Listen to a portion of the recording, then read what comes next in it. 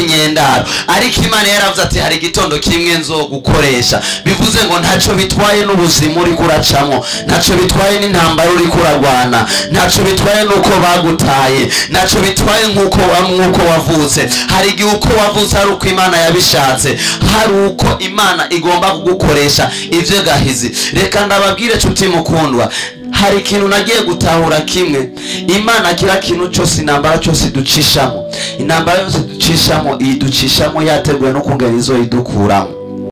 Tarcisse Hope Ministry TV ni umuryango washinzwe ugamije gufasha abakene, imfubyi n'abapfakazi batagira kirengera, abana baba mwibarabara, abasangwa butaka, abarwariye mu bitaro ndetse n'imfungwa. Nawe nimba hari umusanzu wifuza gutanga, duhamagare cyangwa utwandikire kuri izo nimero ziri kuri screen.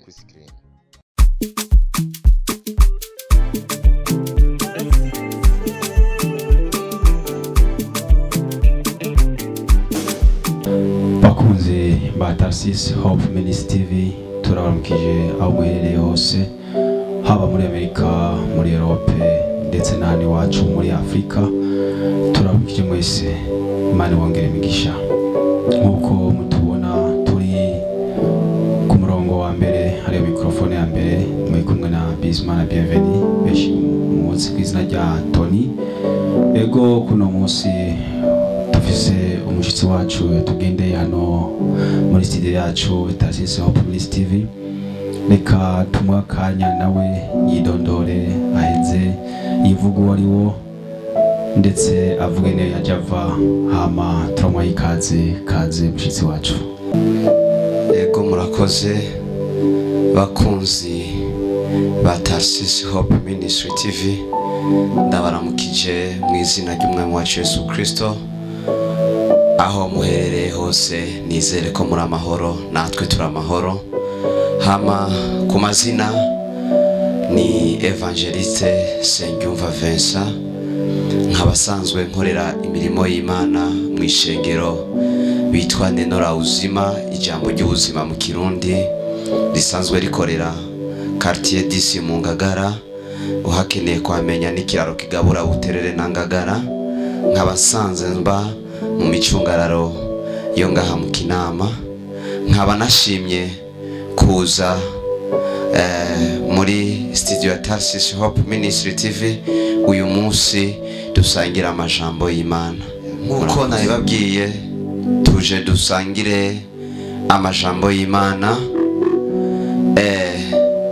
Jambo ry'Imana ni jambo ritigera rishira uburyohe, ni jambo tubabwira canke natwe twibwira ubwacu kugira ritugume mu mutima, ndetse kuko hazogera igihe kira muntu wese azobumbwa n'ivyo yakiriye. Rero nakanya keza ndose ko kuyaga abari muri Asia, Europe, Afrika hose kugira dushishigare twagura ubwami bw'Imana.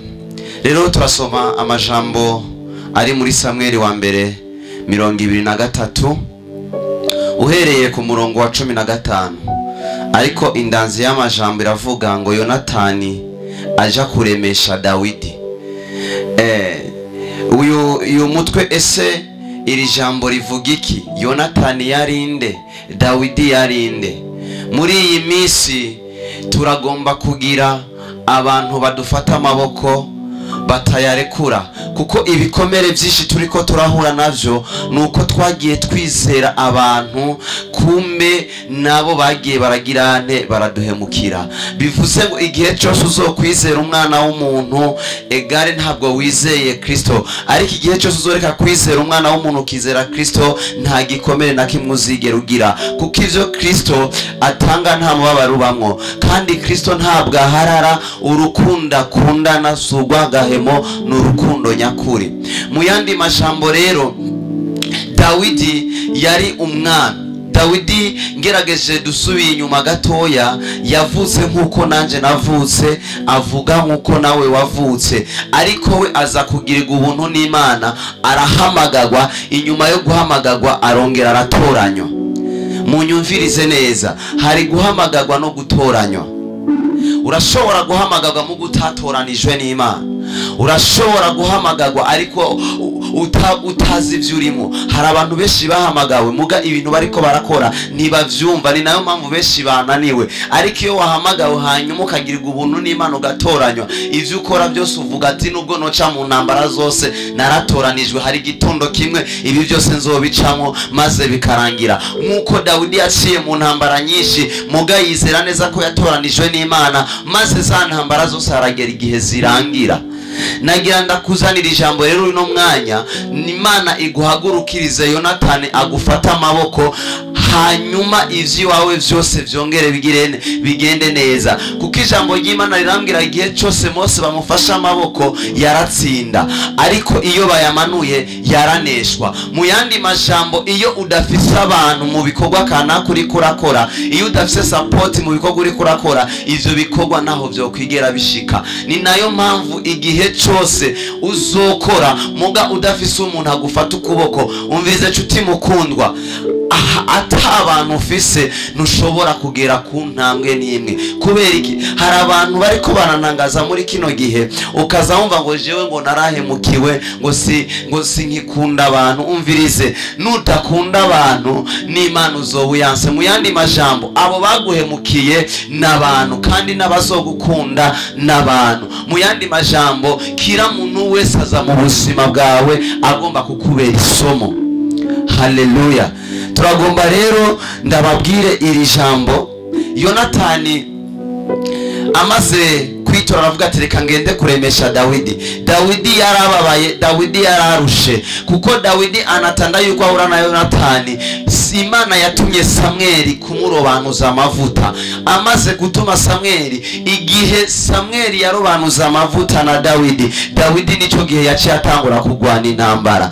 Cuti mukundwa, igihe cyose utaragwana, egare nturashika kuri etape yuko wokumva yuko Imana ihari. Igihe cyose utarigera uhura n'abantu bakugwanya, egare ntabwo urakomera. Mu yandi majambo, Dawidi iyo atagwanywa ntabwo yari kwigera akomera, kandi Dawidi yatagwanya ntiyari gutandukanya umukunzi n'umwasi. Igihe cyose Sawuli yamwiyegereje, ntago yamwiyegereje kubera yamukunda, yamwiyegereje agomba hari inyungu. Umvirize, hari abantu batwiyegereza, hari abantu badukoresha atari uko badukunda, ahubwo bari kubarondera inyungu zabo. Abo bantu ndagutangariza, Imana ibakure mu buzima bwawe, Imana ikuzanira abantu bagufata amaboko, bakujabukana, bagushikana Kanani yawe. Kubera iki? Dawidi igihe cyose yagendanye na Sawuli ntabwo yigeze atera imbere, ariko umunsi Imana yamuhuza na Yonatani, niwo munsi Dawidi yaciye atangura gukomera, kuko yarahuye n'umuntu yarabuze.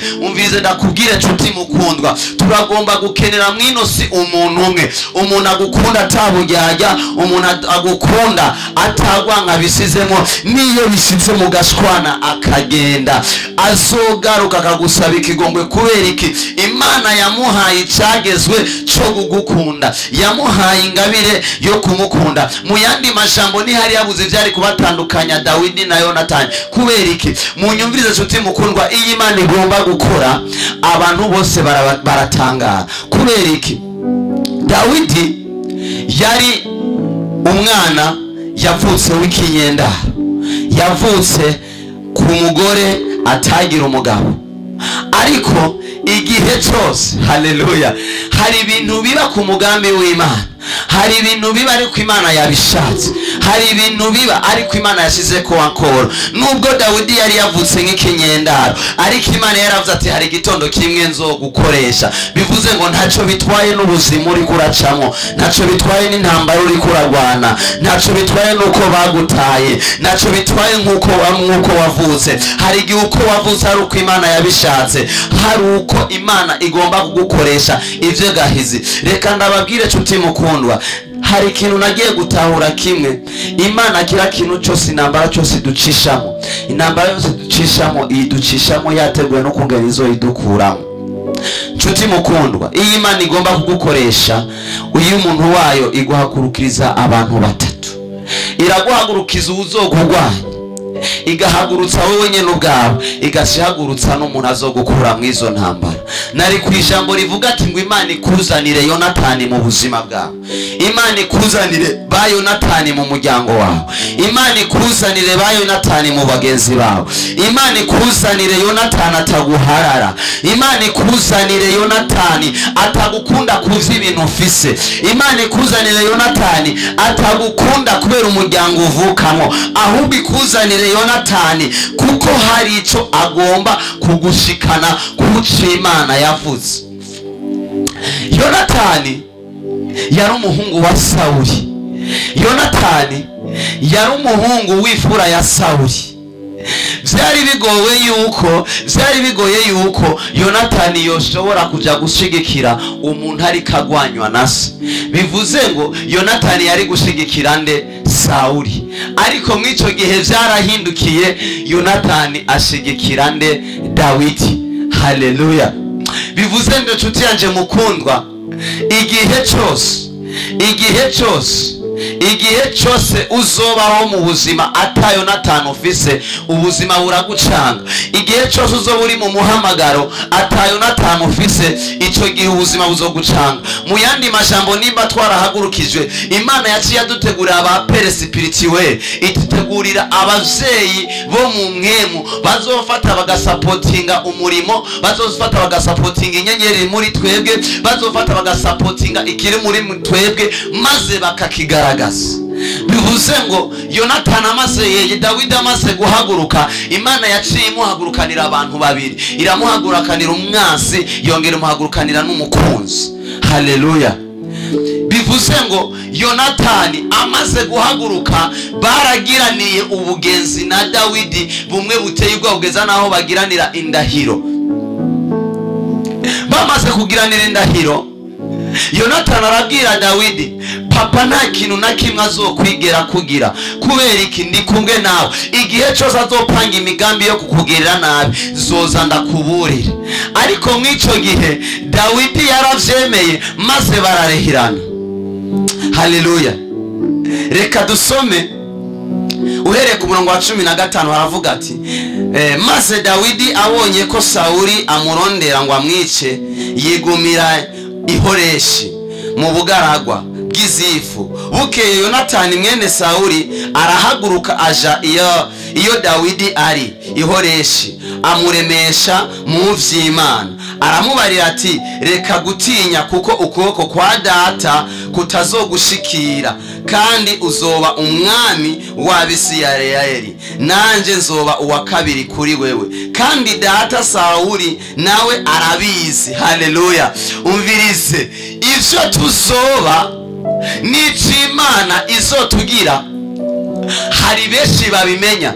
Bivuze ngo igituma iri kuragwanya, ntabwo bariko bagwanya wewe, bariko bagwanya inyenyeri muri wewe. Nimba bariko baragwanya, ntabwo bariko bagwanya wewe, bariko bagwanya ikintu kiri muri wewe, Imana yasize muri wewe. Barakubona bakakubona, barakubona bakakubona, hejo hazaza kuzobura umuntu akomeye. Ni nayo mpamvu igituma Sawuli yagwanije Dawidi, yaramubona akamubona ejo hakurikira kazohava musimbura, kazohava musubirira, kazohava umwami. Ni nayo mpamvu Sawuli yacihagurukira Dawidi kugira ngo amwice, amukureho. Umvirize, abarozi bakugwanya ntago bagwanya wewe, bariko barondera ikiri muri wewe, bagomba kuzimya inyenyeri yawe. Bigusaba iki rero? Biragusaba gusenga, biragusaba kwinginga Imana, biragusaba kurondera Imana, biragusaba gufukama hasi, biragusaba wingingira ikiri muri wewe, Imana ikwizigame, ndetse ukongera ugasaba n'abazogishigikira. Nshuti yanje mukundwa,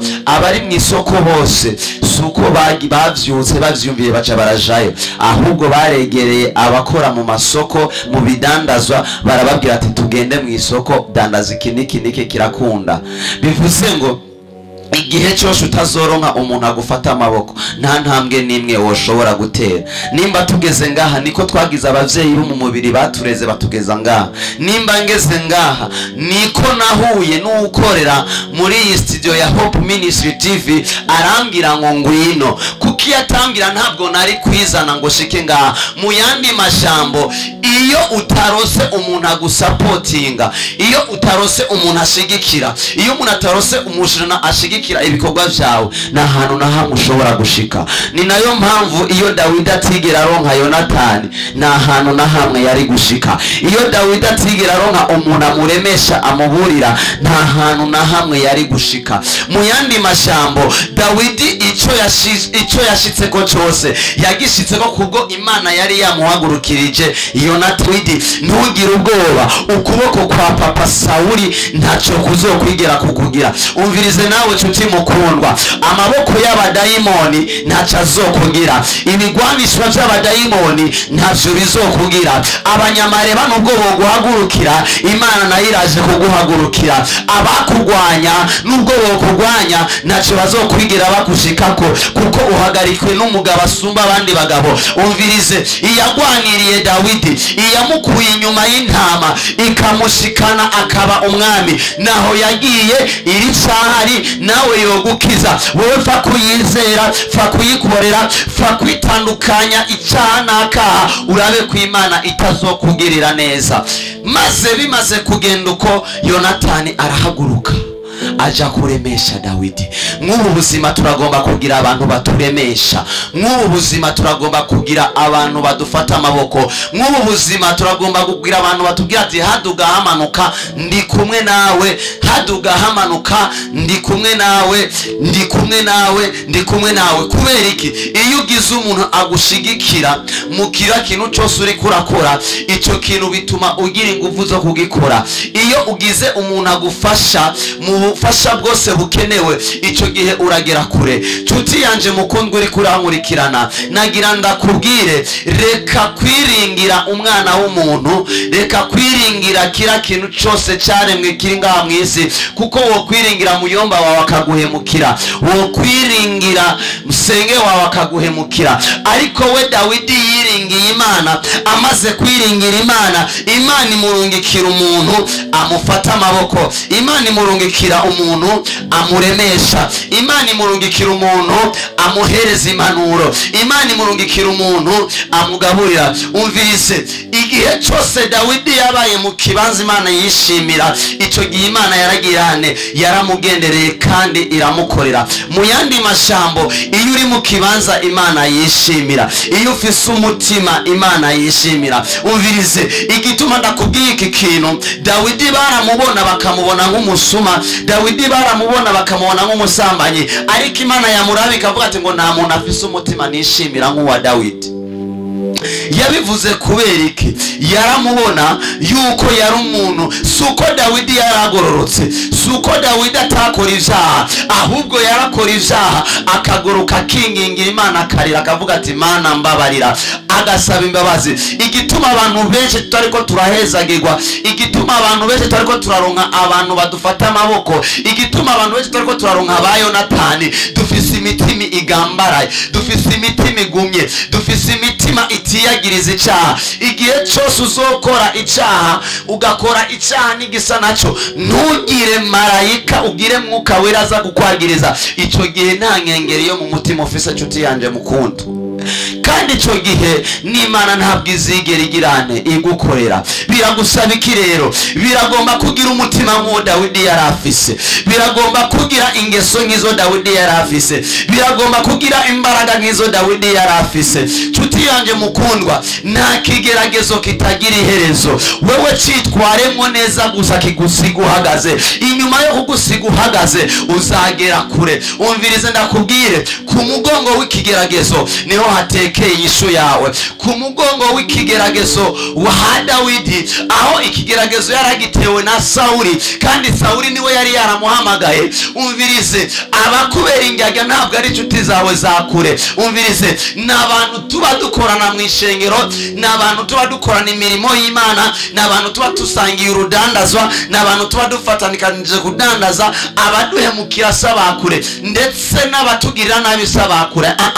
N'abantu baba bari bari proshe yacu, n'abantu baba bazi ingene tubayeho, n'abantu baba bazi ingene turondera, bakagomba kuturondera baciye muri ya misi twatera. Umvise ijambo ry'Imana rirambwira ngo igiti naho cocibwa ariko kitarandurananywe n'imizi kiba gifite ivyiringiro yuko imvura niyagwa kizosubira kunaga. Bivuze ngo Dawidi baramugwanije kugeza naho umengo yobiheba kuko yaranahunze amaze guhunga, ariko abamugwanije bagize imana mbi nuko batigeze bamwica, bagize ikwerere bakoze nuko batigeze bamukuraho. Igihe cyose bakugwanije ariko ntibakwice, hari ibindi vyiringiro yuko Imana igomba kukugirira neza. Ndi kwijambo rikuvuga ati Imana kuno mugoroba iguhagurukirize Yonatani mu buzima bwawe, ihagurutse Yonatani mu bana bawe, ihagurutse Yonatani mu muryango wawe, ihagurutse Yonatani mwabo muvukana, ihagurukirize Yonatani ataguharara mu izina rya Yesu Kristo. Dawidi haca haba abantu bagenda kubwira umwami, kuko Dawidi amaze guhunga Yonatani namubwira ati burahunga gatoya nzogaruka ndakubwire imigabo n'imigambi Satana imigabo n'imigambi Sauli papa gufiseko. Dawidi arabanza arahunga, amaze guhunga maze ahantu yahungiye abantu baho bahaba baca bagenda kubwira Sauli ngo ngwino tukwereke Dawidi ahantu yahungiye. Sauli amaze kuvyumva atora imikogote n'ingabo ziwe baja kurondera Sauli, baja kurondera Dawidi kugira ngo bamwice. Bamaze kugenda uko Sauli akiza, nshuti yanje mukundwa, abagiye kubwira Sauli aho Dawidi ari nibo bagarutse babwira Dawidi ko Sauli aje kumwica. Bivuze ngo mu yandi majambo iyi Imana igomba kukugwanirira ica mu nzira nyinshi wowe utaruzi, n'abariko barakugwanya bunyene ubwabo barasubiranamo. Hari umugabo yitwa Yehoshafati. Yehoshafati yari umugabisha w'ingabo, maze arategwa. Amaze gutegwa nta kindi kintu cyahabaye, yagiye mu nzu akoranya ingabo, bararirimba baratazira barasenga, babandi nyene bari baje kubatera barasubirana. Bivuze ngo iyi Imana igomba kugukorera, iyi Imana igomba kugutabara, babandi nyene bagerageje kugira inama zo gukwica baragaruka ubwabo bakagaruka bakakubwira ati hunga baraje, hari nakagomba kukugirira nabi.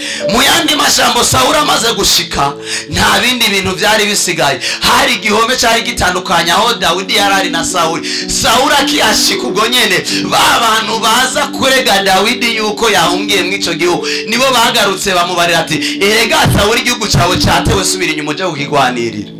Bivuze ngo iyi Imana igomba kukugwanirira nshuti yanje mukundwa, nta kintu na kimwe idakora. Yokoresha na wa wundi utaruzi ko yokoze, yokoresha na wa wundi utaruzi yuko yokugiriye neza, ikamukoresha akakugirira neza. Kubera iki? Ni Imana iseruka rukambye, ni Imana itabara itarenze gutabaza, ni Imana umvirize aho ubwenge bwacu bugarukira bo niho ubwayo buca butangurira gukora.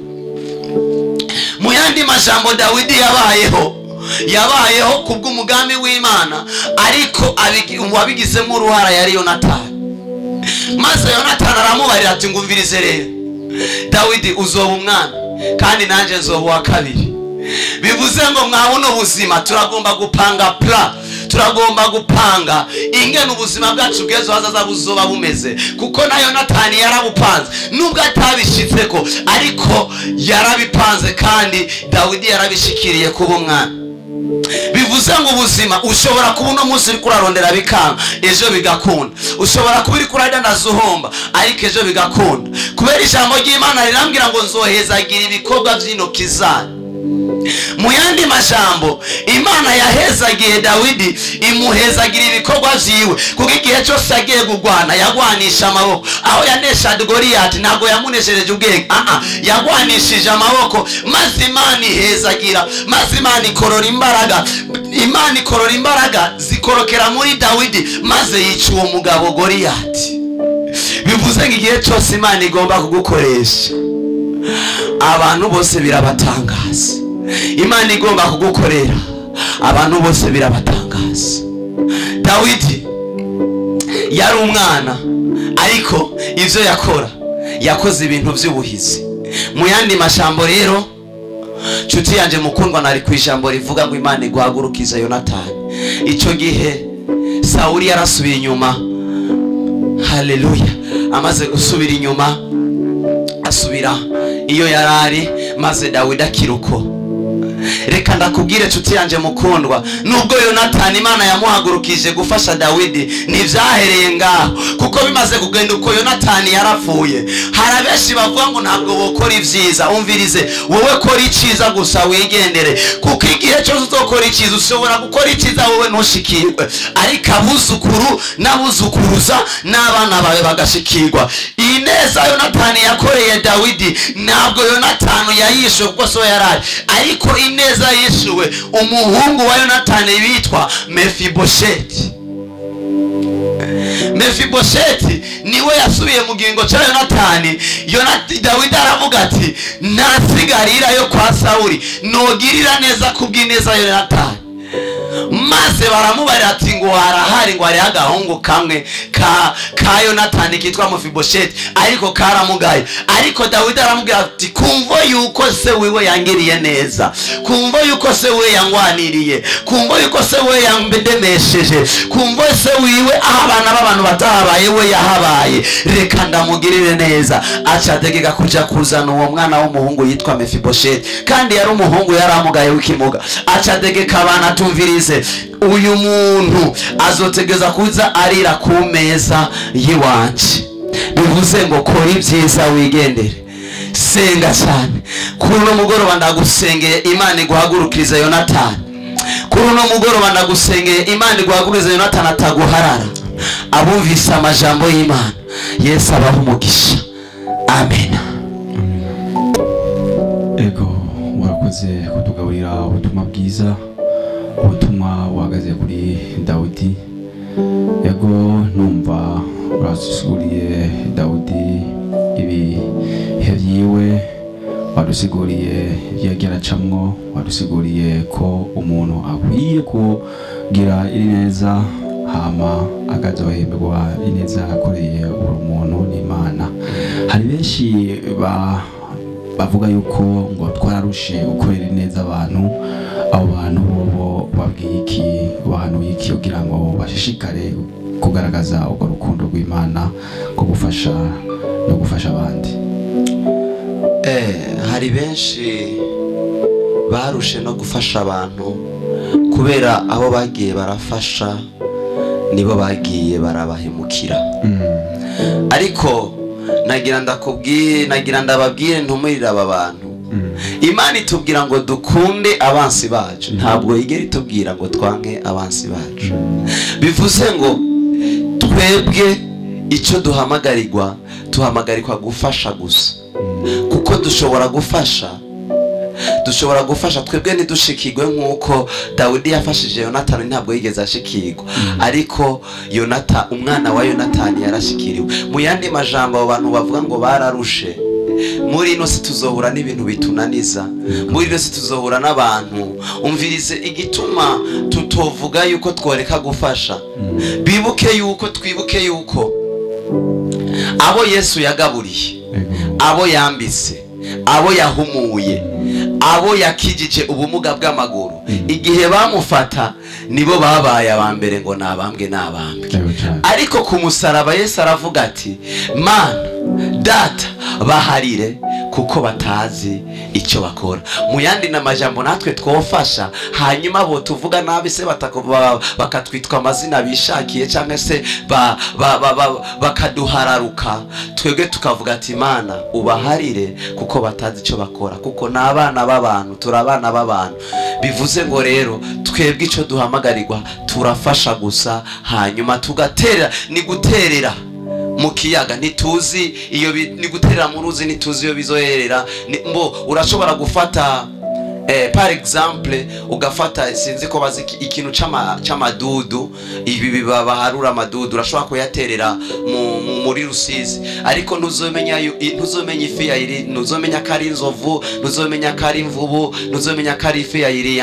Twegere mu yandi majambo turaterera, hanyuma imana natwe ikatugira nte ikaduhezagira, kuko igihe cyose dufashije Imana natwe iradufasha, igihe cyose dufashije Imana irazikivanga mu byacu. Ego urakoze gusigurira abandi barakurikirana hano kuri gane cyaho, urakoze gusigurira cyari cyo gukorera neza abantu, ndetse abakora dukurikira nibaza yuko baratahuye nibacike intege kugira ngo bumve yuko ngo bararushe kubona barafashije abantu, ngo barishugwa n'ababikorewe. Eka umuvugabutumwa aradusiguriye neza ati kora icyiza nawe uzogihemberwa n'Imana. Ego benshi nashobora kuvuga ati none ko kuva twayikoze icyo cyiza tutarahemberwa n'Imana bobo gute, wasiguriye iki? Ku bantu bavuga yuko ngo kuva dukora ntiturahembwa n'Imana, nibaza ko babihenda kuko ariko bariho ariko nico ngira ndababwire barihenda. Imana kuduhemba konyene, kuduhemba ikintu cya mbere Imana itugirira umuntu bwonyene. Impembo ya mbere y'Imana ni kuba tugihumeka umwuka w'abazima, kuko igihe cyose tuzoba duhumeka umwuka w'abazima turi abakandida b'amahigwe, turi amakandida bo gushikira kuri cya cyiza twakoze. Bivuze ngo abo bantu rero barambirwa ngo ntibarahembwa n'Imana, ndibaza neza ngo ndabatumirire nimba bariko barankurikirana, kuba Imana yonyene ikigutije umwuka w'abazima, icyo cyonyine niyo mpembo ya mbere y'Imana. Nimba Imana yoba ikikuretse ukaryama hanyuma ukongera ukavyuka ugatembera, iyo yonyene niyo mpembo ya mbere. Kuko nagira ndababwire, maze gutembera muri Wakarede, nagiye muri Wakarede sanga umuntu amaze imyaka 8 aryamye yubitse inda. Bivuze ngo yararusha arambarira ati jeno Imana yonkura ahantu numva umengo noyikorera ubuzima bwanje bwose. Bivuze ngo yarinze avuga uko kuyikorera ntabwo ari kuzoyikorera kuyiririmbira gusa cyangwa kuyivugira, ndetse ari kuzonatanga n'ivyo afise kugira yumve ko yoyishimira. Mu yandi majambo rero, nimba tugiye umuko bazima, iyo niyo mpembo ya mbere y'Imana. Amina. Amina. Murakoze numva yuko ba bantu bimvira yuko impembo y'Imana ngo ni amafaranga, ngo ni biduga, ngo nibindi bisesegeye tutashobora gutondagura hano. Urumva yuko impembo y'Imana ku muntu wese, yuko impembo ari zimwemu tuko turasohora, kuko ari benshi batazigira ariko batakibarizwa kuri nosi. Ofise ubwo bushobozi bwo kuba ugihema ukaba uri kuri nosi, iyo ni impembo ya mbere Imana igaragaza kuri wewe no kuri jewe. Ego murakoze mushitsi wacu kubona mutuhaye ubutumwa bwiza buryoshe burimwo inyigisho nyinshi kubyerekeye urukundo kuri twese. Turashimiye abakunzi ba Tarsis Hope Ministry TV mwashoboye gukurikirana kino kiganiro cyacu cya Mwene Data ahejeje kutugaburira ijambo ry'Imana. Turazi neza yuko twaye masaha mwataye byinshi mwari gukora, ndetse mwataye amarandevu menshi mwari kugendako, ariko mwashimye kumviriza no gukurikirana kino kiganiro cyacu cy'ubutumwa bwa Mwene Data yashoboye kutugaburira kuno munsi. Tukaba dushishikaye kubabwira kungene mushishikara mugira ya like yacu, mutibagiye kubihanahana n'abandi ariyo partage. Ego murakoze, tukaba tubashimiye kungene mwama mutubwira abakomantere meza, kungene mwama mudusaba ubuvugwa butumwa bwa burge kugira ngo mushishikare mugumviriza. Turashimiye na kameramani wacu ariwe DJ Graphic kubona iyo masanamu ashishikara abandanya kuba meza, n'amavideo yacu ashishikara kuba meza. Murakoze, turabashimiye mu izina rya Yesu Kristo. Amen. Amen.